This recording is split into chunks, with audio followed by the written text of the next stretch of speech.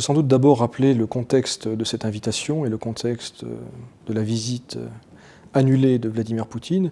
Au printemps dernier, François Hollande avait proposé à son homologue russe de se rendre à Paris. La visite devait comporter plusieurs volets. Un volet culturel très important avec l'inauguration d'une exposition d'art russe à la Fondation Vuitton, l'inauguration du fameux centre culturel orthodoxe Kré-Branly. Il devait également y avoir des discussions politiques sur l'Ukraine, processus de Minsk, sur la Syrie bien sûr, et peut-être aussi un volet plus bilatéral. À l'époque, au printemps, la France souhaitait envoyer un signal positif à la Russie, peut-être pas dans une perspective de normalisation immédiate, mais en tout cas donner une perspective de redressement à la relation bilatérale et plus largement donner une perspective aux relations russo-européennes. Alors, la crise syrienne a rattrapé et compromis cette initiative. Alep, en 2 temps. Bien sûr, on se souvient du double veto russe à la résolution française prévoyant un cessez-le-feu à Alep et veto français à une autre résolution russe, c'était la semaine dernière, mais avant cela, on sait que certains propos de diplomates français en poste à l'ONU, repris un peu plus tard par des responsables français, propos sur d'éventuelles responsabilités ou co-responsabilités de la Russie dans d'éventuels crimes de guerre en Syrie. On sait que ces propos avaient été très mal pris en Russie et qu'en réalité, la partie russe avait, dès ce moment-là, envisagé de réduire la voilure et de réduire le format de la visite pour exprimer son mécontentement. Alors, Vladimir Poutine, après l'interview de dimanche du président Hollande, dans lequel il émettait des doutes sur l'efficacité, sur la pertinence de maintenir l'invitation à Vladimir Poutine, la partie russe a préféré prendre les devants, prendre acte de ses hésitations et d'un contexte peu favorable à cette visite pour tendre la perche et proposer de la reporter.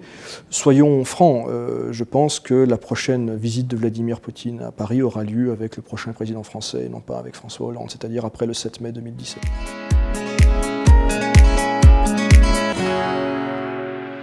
Je ne pense pas que Vladimir Poutine soit une personne qui se vexe facilement, et je ne pense pas que ce soit dans ce registre émotionnel que les choses se passent, même si on voit que la diplomatie, que l'on croyait un exercice de gens raisonnables et apaisés, se transforme parfois à la faveur ou à cause de conférences de presse impromptues, en un exercice un peu moins maîtrisé.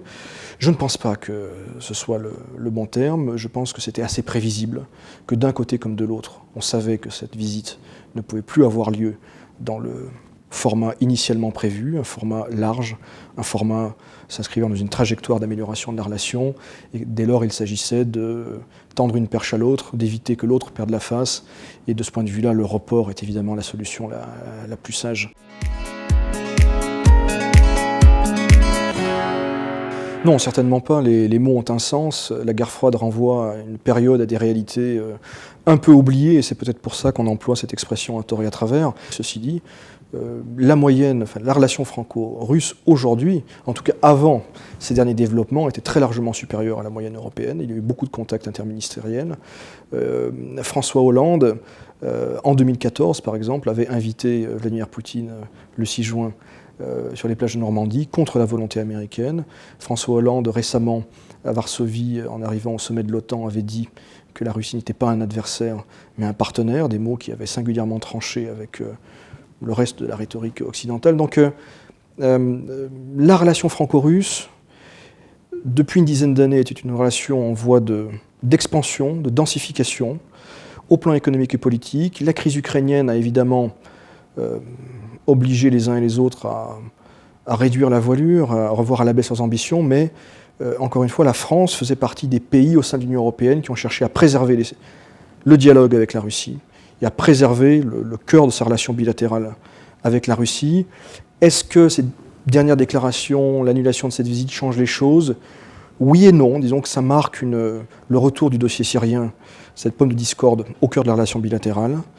Ceci étant, il faut bien avoir à l'esprit, passez-moi l'expression, que François Hollande est vu de Moscou et peut-être d'ailleurs comme un canard boiteux. C'est une administration faible et finissante, ce qui me fait dire que l'impact de cette péripétie ne sera peut-être pas durable dans la relation bilatérale.